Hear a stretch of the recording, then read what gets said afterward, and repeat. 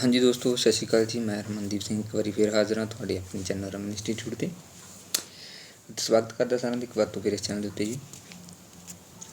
अज इस वीडियो के असी मास्टर क्रिकेटर की जी बैस्ट प्रिपरेशन के लिए सारे टॉपिक वाइज SST के जोड़े टॉपिक ने उन्होंने डिस्कस करांगे।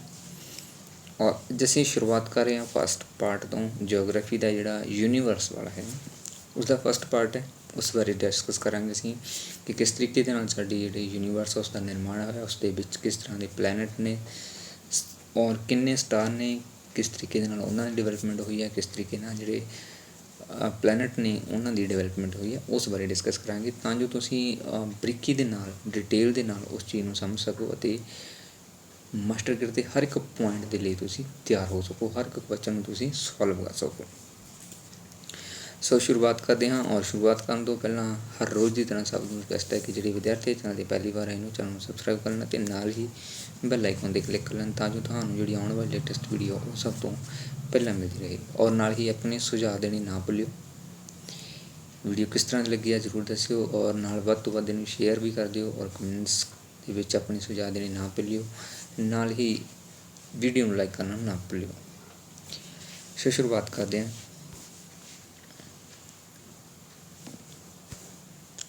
यूनीवर्स।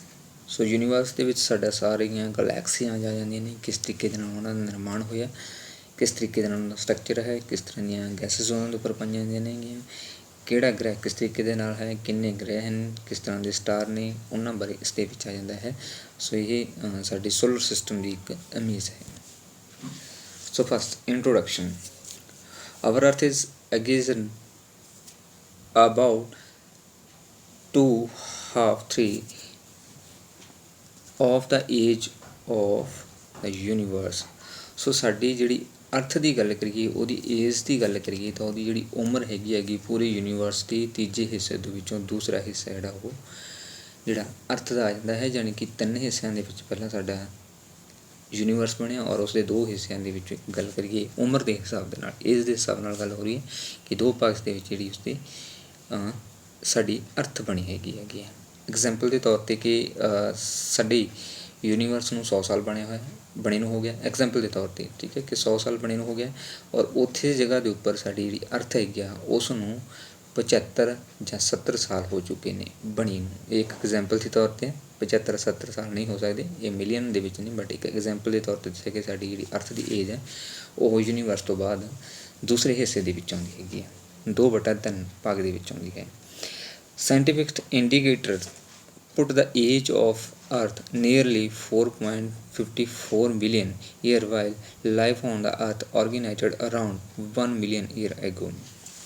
सो साडी जिहड़ी अर्थ हैगी कि साइंटिस्टां के अकॉर्डिंग, विज्ञानियों के अकॉर्डिंग जिहड़ी उसकी उम्र हैगी वो 4.54 बिलियन साल की हैगी। साडी अर्थ बनी नूं 4.54 बिलियन साल हो चुके हैं। और जिहड़ी साडी लाइफ की गल करिए, मनुख इसकी धरती के उपर जन्म लेता है या इसके उपर होर किसी प्रकार का जीव जंतु जिसका निर्माण होया है पहली बार, उसनूं 1 बिलियन साल हो चुके हैं बने नूं जीव जंतुओं तो लेके। नैक्सट आंदा है life on our earth is combination of the around 26 chemical elements. So साडी अर्थ के उपर जिन्ने प्रकार की जिहड़ी लाइफ पाई जाती है वो सारे के सारे जिहड़े वो 26 कैमिकल जिहड़े एलीमेंट्स ने उन्हां तो बनी हैगी कि जिन्ने भी तरह के साडी एलीमेंट्स पाए जाते हैं। और 6 बेसिक कैमिकल ने जिन्होंने असीं इत्थे डिस्कस कर रहे हैं, जिन्हां तो मनुख या होर जीव जंतुओं का जिहड़ा निर्माण होया या होर किसी भी तरह की जिहड़ी अर्थ के निर्माण करने में योगदान पाउंदी है उस दे बारे। सो फस्ट आ जांदा कार्बन, दूसरा हाइड्रोजन, तीसरा nitrogen, oxygen, phosphorus, sulphur, which are responsible for 95% part of total constitution of life.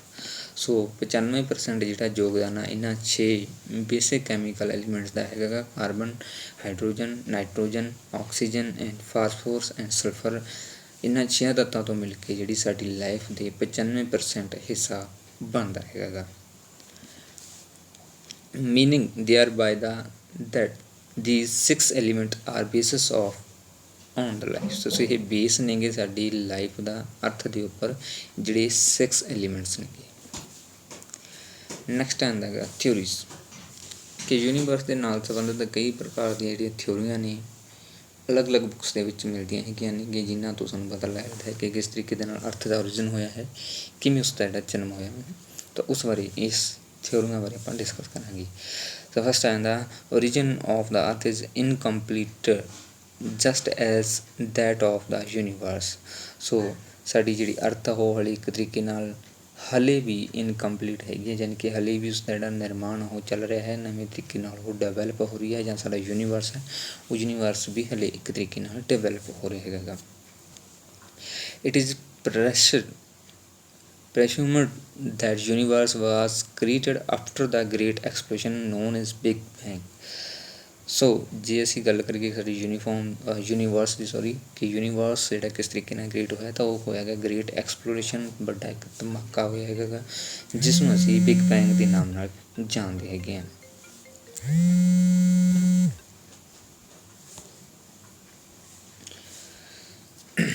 So this explosion occurred around 13.7 billion year back. So ਜੇਕਰ ਅਸੀਂ ਇਸ ਬਿਗ ਬੈਂਗ ਦੀ ਗੱਲ ਕਰੀਏ ਕਿ ਕਦੋਂ ਇਹ ਘਟਨਾ ਵਾਪਰੀ, ਤਾਂ ਇਹ 13.7 ਬਿਲੀਅਨ ਸਾਲ ਪਹਿਲਾਂ ਪਿੱਛੇ ਜਾ ਕੇ ਅਸੀਂ ਦੇਖ ਸਕਦੇ ਹਾਂ ਕਿ ਇਹ ਕਿਸ ਤਰੀਕੇ ਦੇ ਨਾਲ ਬਣਿਆ ਹੈਗਾ। Another theory about the origin of universe goes as a big dust gas laden cloud called nebula got condensation about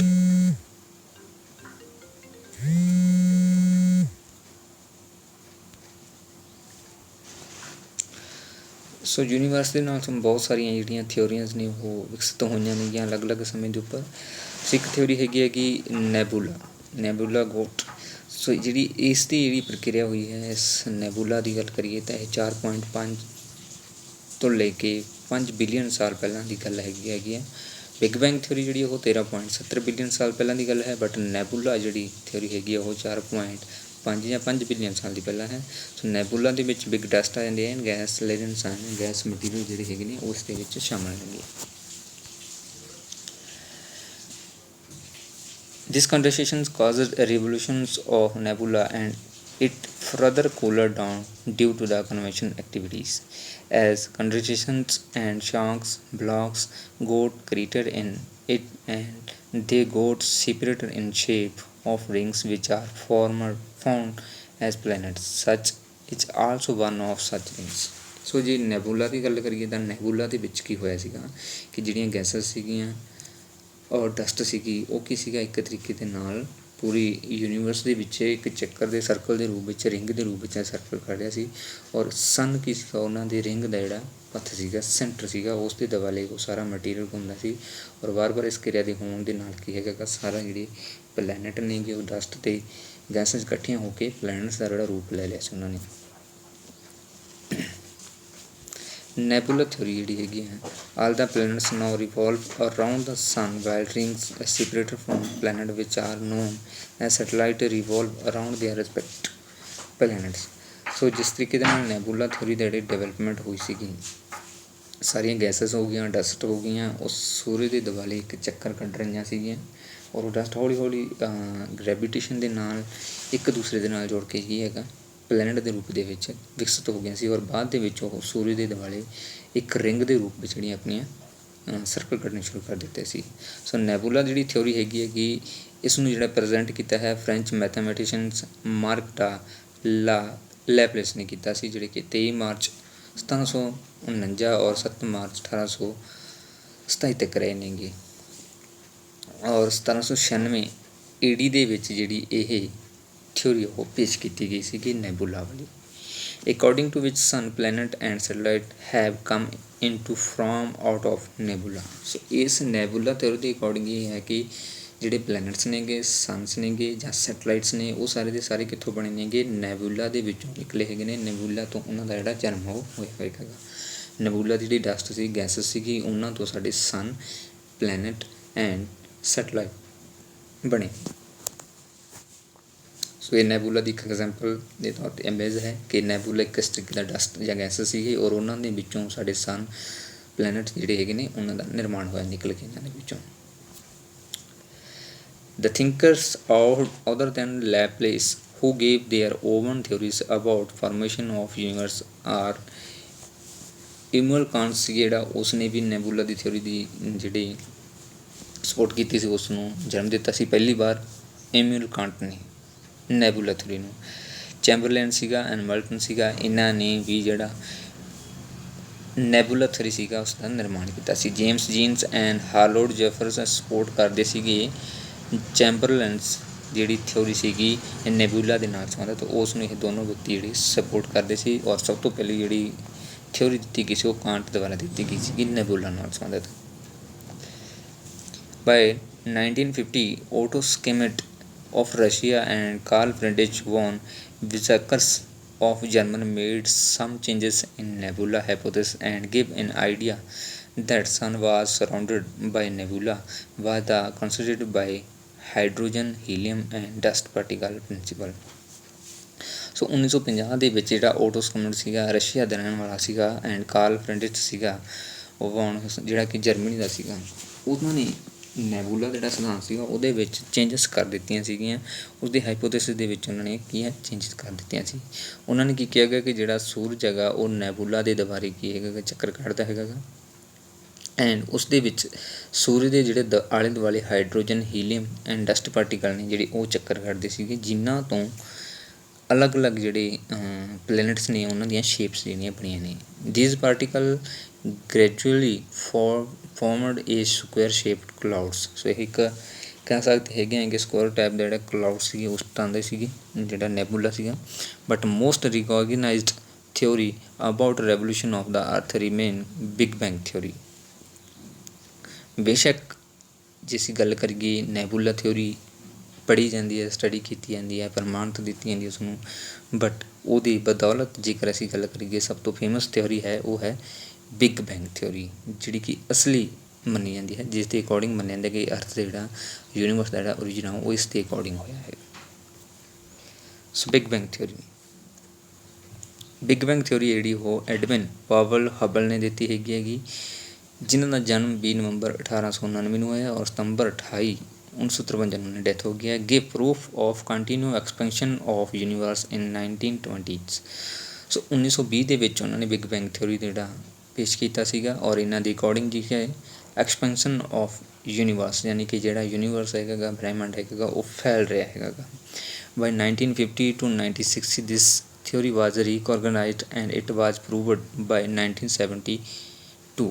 ਸੋ 1920 ਦੇ ਵਿੱਚ ਇਹ ਇੱਕ ਥਿਓਰੀ ਦਿੱਤੀ ਗਈ ਸੀ ਬਿਗ ਬੈਂਗ ਵਾਲੀ ਕਿ ਜਿਹੜਾ ਯੂਨੀਵਰਸ ਉਹ ਫੈਲ ਰਿਹਾ ਹੈਗਾ ਗਾ ਔਰ 1950 ਤੇ 60 ਦੇ ਵਿੱਚ ਇਸ ਥਿਓਰੀ ਨੂੰ ਕੀ ਹੈ ਦੁਬਾਰਾ ਰੀਕੋਗਨਾਈਜ਼ ਕੀਤਾ ਗਿਆ ਸੀਗਾ ਔਰ 1972 ਦੇ ਵਿੱਚ ਇਹਨੂੰ ਕੀ ਹੈਗਾ ਪ੍ਰੂਵਡ ਕਰ ਦਿੱਤਾ ਗਿਆ ਸੀਗਾ ਕਿ ਜਿਹੜਾ ਸਾਡਾ ਯੂਨੀਵਰਸ ਹੈ ਉਹ ਫੈਲ ਰਿਹਾ ਹੈਗਾ ਔਰ ਬਿਗ ਬੈਂਗ ਦੇ ਉੱਪਰ ਆਧਾਰਿਤ ਹੈਗਾ ਗਾ। ਬਿਗ ਬੈਂਗ ਨੂੰ ਇੱਕ ਹੋਰ ਨਾਮ ਦੇ ਨਾਲ ਵੀ ਜਾਣਿਆ ਜਾਂਦਾ ਹੈਗਾ ਦਾ ਕਾਸਮਿਕ ਬੈਕਗਰਾਊਂਡ ਐਕਸਪਲੋਰਰਸ, COB ਦੇ ਨਾਮ ਨਾਲ ਵੀ ਜਾਣਿਆ ਜਾਂਦਾ ਹੈ। Give evidence that all constituents of a universe was stationary in form of tiny ball types dots and a great explosion occurred around 13.7 billion around 1375 crore year ago। So big bang theory ਜਿਹੜੀ ਉਹ 13.7 billion ਸਾਲ ਪਹਿਲਾਂ ਯਾਨੀ ਕਿ 1375 ਕਰੋੜ ਸਾਲ ਪਹਿਲਾਂ ਦੀ ਇੱਕ ਘਟਨਾ ਮੰਨੀ ਜਾਂਦੀ ਹੈ। ਉਸ ਦੇ ਅਕੋਰਡਿੰਗ ਯੂਨੀਵਰਸ ਦੇ ਵਿੱਚ ਇੱਕ ਬਿੰਦੂ ਸੀ ਜਿਸ ਬਿੰਦੂ ਤੋਂ ਕੀ ਹੈਗਾ ਇੱਕ ਐਕਸਪਲੋਸ਼ਨ ਹੋਇਆ, ਇੱਕ ਧਮਾਕਾ ਹੋਇਆ ਔਰ ਉਸ ਧਮਾਕੇ ਤੋਂ ਬਾਅਦ ਕੀ ਹੈਗਾ ਸਾਡਾ ਯੂਨੀਵਰਸ ਜਿਹੜਾ ਉਹ ਐਕਸਪਲੋਡ ਹੋਣਾ ਸ਼ੁਰੂ ਹੋ ਗਿਆ, ਫੈਲ ਗਿਆ, ਐਕਸਪੈਂਸ਼ਨ ਉਸ ਦਾ ਜ਼ਿਆਦਾ ਹੀ ਹੋ ਗਿਆ।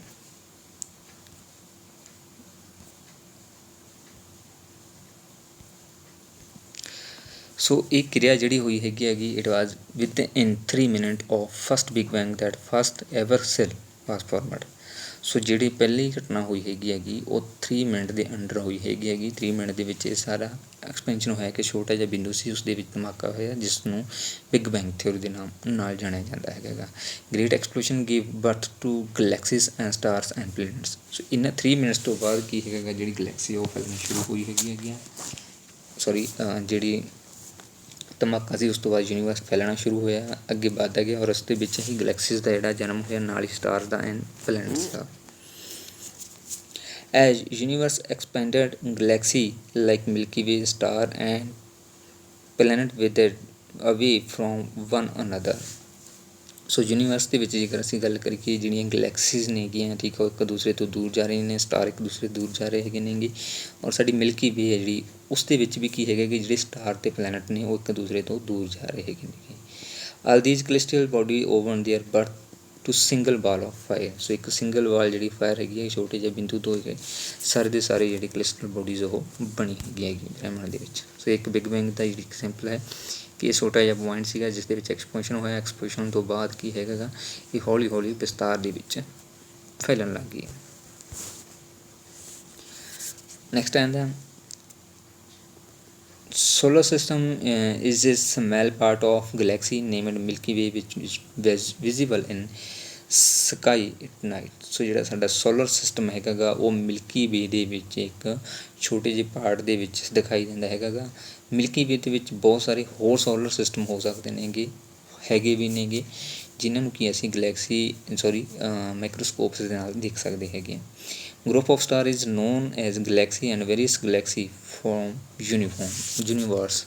ਸੋ ਜਿਹੜੇ ਸਟਾਰ ਦਾ ਗਰੁੱਪ ਹੁੰਦਾ ਹੈਗਾ ਉਸ ਨੂੰ ਅਸੀਂ ਗਲੈਕਸੀ ਕਹਿੰਦੇ ਹਾਂ। ਅੱਗੇ ਜਿਹੜੀ ਗਲੈਕਸੀਜ਼ ਜਿਹੜੀਆਂ ਹੈਗੀਆਂ ਨੇਗੀਆਂ ਉਹਨਾਂ ਨੂੰ ਅਸੀਂ ਗਲੈਕਸੀ ਦੇ ਗਰੁੱਪ ਨੂੰ ਅਸੀਂ ਕੀ ਕਹਿੰਦੇ ਹੈਗੇ ਕਿ ਯੂਨੀਵਰਸ ਕਹਿੰਦੇ ਹੈਗੇ। ਨੈਕਸਟ ਆਉਂਦਾ ਹੈਗਾ ਸਟੈਟਿਕਲ ਡਾਟਾ ਆਫ ਦਾ ਅਰਥ।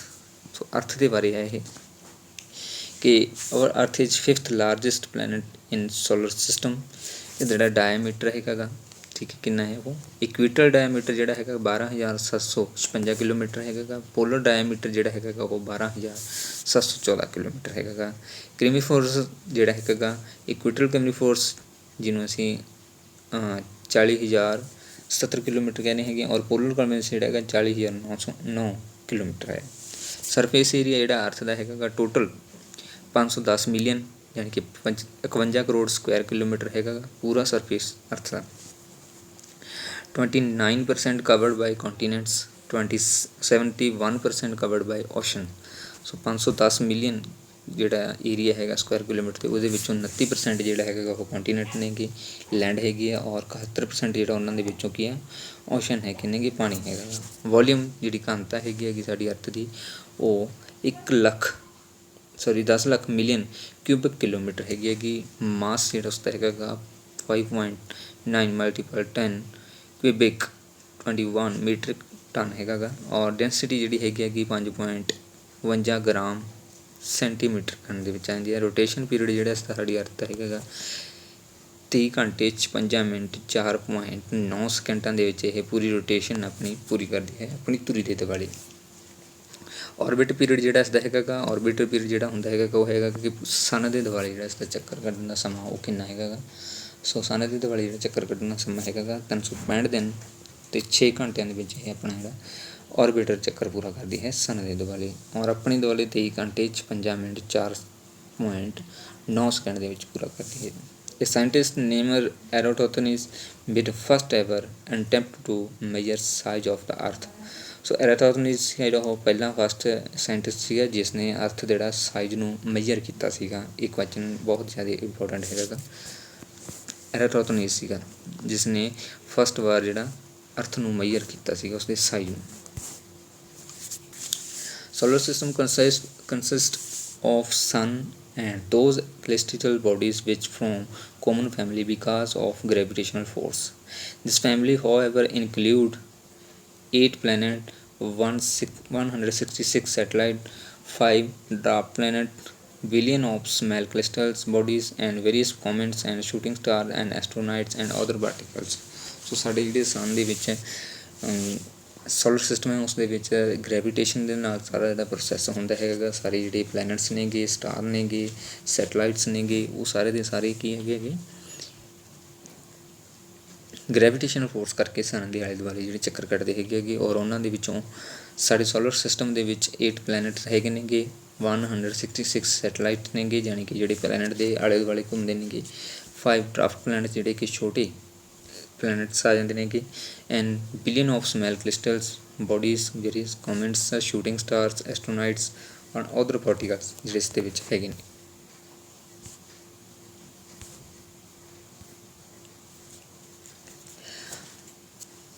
ਸੋ ਟੇਬਲ ਹੈ ਸੋਲਰ ਸਿਸਟਮ ਦੇ ਬਾਰੇ। ਸੋ ਇਹ ਪਹਿਲਾਂ ਇੱਕ ਵੀਡੀਓ ਦੇ ਵਿੱਚ ਚੈਪਟਰ ਵਾਈਜ਼ ਜਿਹੜਾ ਅਸੀਂ ਕਰ ਰਹੇ ਉਹਦੇ ਵਿੱਚ ਵੀ ਮੈਂ ਡਿਸਕਸ ਕੀਤਾ ਹੋਇਆ ਹੈਗਾ ਗਾ। ਸੋ ਮਰਕਰੀ ਜਿਹੜਾ ਹੈਗਾ ਗਾ ਉਸ ਦਾ ਜਿਹੜਾ ਡਾਇਆਮੀਟਰ ਜਿਹੜਾ ਅਸੀਂ ਕਹਿ ਸਕਦੇ ਹੈਗੇ ਹਾਂ ਉਹ ਹੈ 4878 ਕਿਲੋਮੀਟਰ, ਐਂਡ ਡਿਸਟੈਂਸ ਜਿਹੜਾ ਉਸ ਦਾ ਸਨ ਤੋਂ 58 ਮਿਲੀਅਨ ਕਿਲੋਮੀਟਰ ਹੈਗਾ ਗਾ। ਕੋਈ ਸੈਟਲਾਈਟ ਇਸ ਦਾ ਨਹੀਂ ਹੈਗਾ ਗਾ। ਵੈਨਸ ਜਿਹੜਾ ਹੈਗਾ ਗਾ 12103 ਡਾਇਆਮੀਟਰ ਦਾ ਹੈਗਾ ਗਾ ਔਰ 108 ਮਿਲੀਅਨ ਕਿਲੋਮੀਟਰ ਦੂਰ ਹੈਗਾ ਗਾ। ਇਸ ਦਾ ਵੀ ਕੋਈ ਸੈਟਲਾਈਟ ਨਹੀਂ ਹੈਗਾ ਗਾ। ਅਰਥ ਜਿਹੜੀ ਸਾਡੀ ਜਿਸ ਦੇ ਉੱਪਰ ਅਸੀਂ ਰਹਿੰਦੇ ਹਾਂ, ਮਨੁੱਖ ਦਾ ਜਿਹੜਾ ਜਨਮ ਹੋਇਆ ਹੈਗਾ 12756 ਡਾਇਆਮੀਟਰ ਦੀ ਹੈਗੀ ਹੈ ਔਰ 149 ਮਿਲੀਅਨ ਕਿਲੋਮੀਟਰ ਧਰਤੀ ਤੋਂ ਸੂਰਜ ਤੋਂ ਦੂਰੀ ਹੈ। ਔਰ ਇੱਕ ਜਿਹੜਾ ਇਸਦਾ ਸੈਟਲਾਈਟ ਹੈ ਜਿਹਨੂੰ ਮੂਨ ਕਿਹਾ ਜਾਂਦਾ ਹੈਗਾ ਗਾ। ਮਾਰਸ ਜਿਹੜਾ ਹੈਗਾ ਗਾ 6786 ਡਾਇਆਮੀਟਰ ਦਾ ਹੈਗਾ ਗਾ ਔਰ ਇਸ ਦੀ ਜਿਹੜੀ ਸੂਰਜ ਤੋਂ ਦੂਰੀ ਹੈ ਉਹ 227 ਮਿਲੀਅਨ ਕਿਲੋਮੀਟਰ ਹੈਗੀ ਹੈ ਔਰ 2 ਸੈਟਲਾਈਟ ਨੇ ਇਸਦੀ। ਯੂਪੀਟਰ ਜਿਹੜਾ ਹੈਗਾ ਗਾ 1,42,984 ਡਾਇਆਮੀਟਰ ਦਾ ਹੈਗਾ ਗਾ ਔਰ 778 ਮਿਲੀਅਨ ਕਿਲੋਮੀਟਰ ਸੂਰਜ ਤੋਂ ਦੂਰ ਹੈਗਾ ਗਾ ਔਰ ਇਸ ਦੇ 63 ਸੈਟਲਾਈਟ ਹੈਗੇ ਨੇਗੇ। ਸੈਟਰਨ ਜਿਹੜਾ ਹੈਗਾ ਗਾ 1,20,536 ਡਾਇਆਮੀਟਰ ਦਾ ਹੈਗਾ ਗਾ ਔਰ 1426 ਮਿਲੀਅਨ ਕਿਲੋਮੀਟਰ ਦੂਰ ਹੈ ਸੂਰਜ ਤੋਂ ਔਰ ਇਸ ਦੇ 62 ਸੈਟਲਾਈਟ ਨੇਗੇ। ਯੂਰੇਨਸ ਜਿਹੜਾ ਹੈਗਾ ਗਾ 51,118 ਡਾਇਆਮੀਟਰ ਦਾ ਹੈਗਾ ਗਾ ਔਰ 2870 ਮਿਲੀਅਨ ਕਿਲੋਮੀਟਰ ਹੈਗਾ ਸੂਰਜ ਤੋਂ ਦੂਰ ਔਰ ਇਸ ਦੇ ਜਿਹੜੇ ਸੈਟਲਾਈਟ ਨੇ ਉਹ 27 ਨੇਗੇ। ਨੈਪਚੂਨ ਜਿਹੜਾ ਆ ਜਾਂਦਾ ਹੈਗਾ ਗਾ ਉਸ ਦਾ 49,528 ਡਾਇਆਮੀਟਰ ਹੈਗਾ ਗਾ ਔਰ 4497 ਮਿਲੀਅਨ ਕਿਲੋਮੀਟਰ ਜਿਹੜਾ ਹੈ ਧਰਤੀ ਤੋਂ ਦੂਰ ਹੈਗਾ ਔਰ ਇਸ ਦੇ 13 ਸੈਟਲਾਈਟ ਨੇ।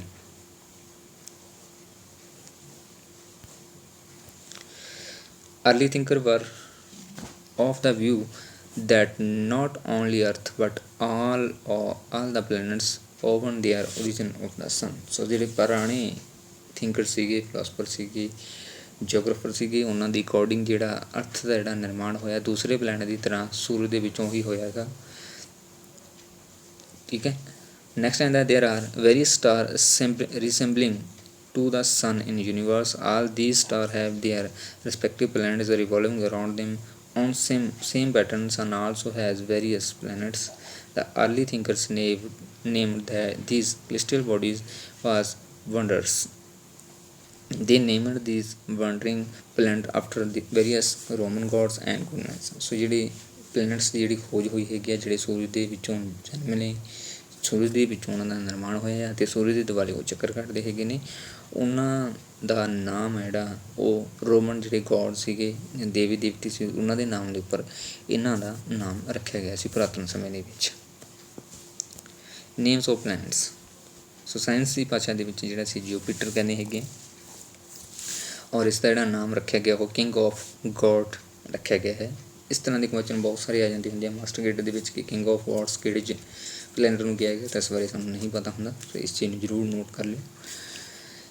ਮਾਰਸ ਜਿਹਨੂੰ ਗੋਡ ਆਫ ਵਾਰ ਕਿਹਾ ਜਾਂਦਾ ਹੈਗਾ, ਯੂਪੀਟਰ ਨੂੰ ਕਿੰਗ ਆਫ ਗੋਡਸ ਕਿਹਾ ਜਾਂਦਾ ਹੈ, ਮਾਰਸ ਨੂੰ ਗੋਡ ਆਫ ਵਾਰ ਕਹਿੰਦਾ ਹੈ, ਮਰਕਰੀ ਜੋ ਹੈ ਮੈਸੇਂਜਰ ਆਫ ਗੋਡ ਕਿਹਾ ਜਾਂਦਾ ਹੈ, ਵਿਨਸ ਜਿਹੜਾ ਹੈ goddess of love and beauty, and Saturn ਜਿਹੜਾ ਹੈ ਉਹ father of Jupiter and god of agriculture, Saturn.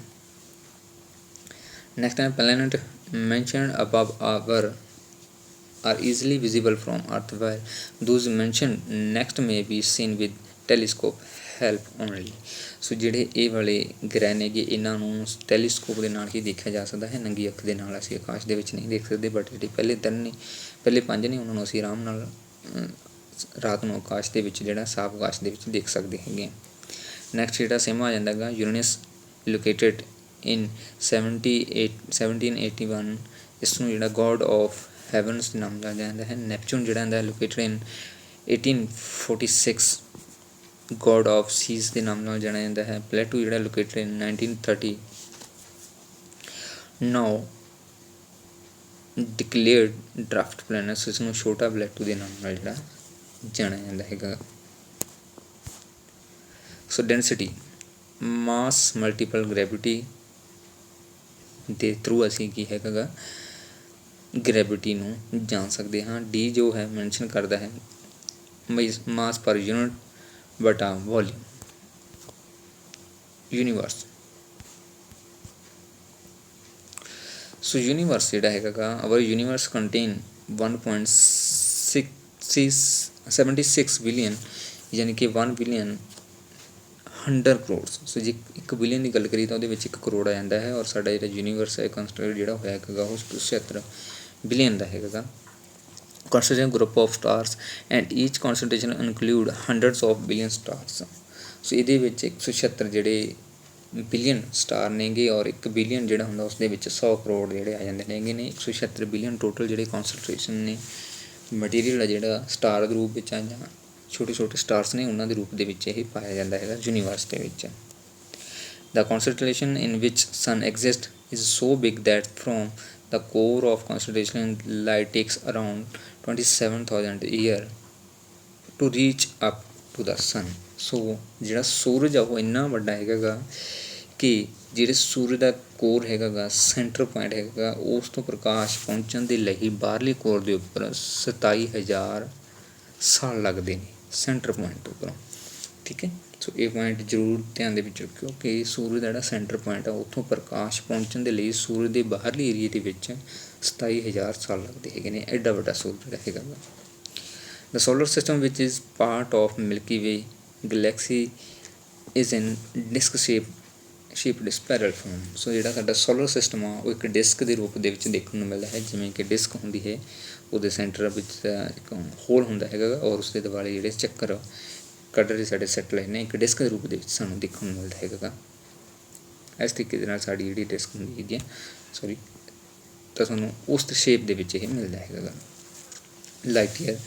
Light year is a distance that light travel in 1 year at velocity of 3 lakh kilometre second. So ਜਿਹੜਾ light year ਹੈ ਜਿਹੜਾ ਜਿਸ ਦੇ ਨਾਲ ਅਸੀਂ ਬ੍ਰਹਿਮੰਡ ਦੀ ਜਿਹੜੀ ਦੂਰੀ ਮਾਪਦੇ ਹੈਗੇ ਉਸ ਨੂੰ ਅਸੀਂ ਕੀ ਕਹਿੰਦੇ ਹੈਗੇ ਲਾਈਟ ਈਅਰ। ਸੋ ਲਾਈਟ ਈਅਰ ਦੇ ਵਿੱਚ 1 ਸਾਲ ਦੇ ਵਿੱਚ ਜਿਹੜੀ ਵੈਲੋਸਿਟੀ ਹੁੰਦੀ ਹੈਗੀ ਆ ਉਹ 3 ਲੱਖ ਕਿਲੋਮੀਟਰ ਪ੍ਰਤੀ ਸੈਕਿੰਡ ਦੇ ਵਿੱਚ ਹੁੰਦੀ ਹੈਗੀ ਹੈ। A rays of light of sun takes 8 minute to reach our earth। ਸੋ ਜਿਹੜਾ ਪ੍ਰਕਾਸ਼ ਹੈਗਾ ਗਾ ਸੂਰਜ ਦਾ ਉਹ ਅਰਥ ਤੱਕ ਪਹੁੰਚਣ ਦੇ ਲਈ 8 ਮਿੰਟ ਦਾ ਜਿਹੜਾ ਸਮਾਂ ਉਹ ਲੈਂਦਾ ਹੈਗਾ ਗਾ। ਤਾਂ ਠੀਕ ਹੈ ਜੀ। So thank you. ਅੱਜ ਦੀ ਵੀਡੀਓ ਦੇ ਵਿੱਚ ਇਹੀ ਸੀ, ਪਹਿਲਾ ਪਾਰਟ ਸੀਗਾ, ਔਰ ਅਸੀਂ ਪੂਰੇ ਜਿਹੜੇ ਪਲੈਨਟਸ ਨੇਗੇ, ਸਨ ਹੈਗਾ, ਮੂਨ ਹੈਗਾ, ਉਸ ਦੇ ਬਾਰੇ ਡਿਸਕਸ ਕਰਾਂਗੇ ਡਿਟੇਲ ਦੇ ਵਿੱਚ ਨੈਕਸਟ ਵੀਡੀਓ ਦੇ ਵਿੱਚ। ਸੋ ਜੇਕਰ ਵੀਡੀਓ ਅੱਛੀ ਲੱਗੀ ਤਾਂ ਲਾਈਕ ਜ਼ਰੂਰ ਕਰ ਦਿਓ, ਔਰ ਨਾਲ ਹੀ ਫਰੈਂਡ ਸਰਕਲ ਵਿੱਚ ਸ਼ੇਅਰ ਜ਼ਰੂਰ ਕਰ ਦਿਓ। Thank you very much.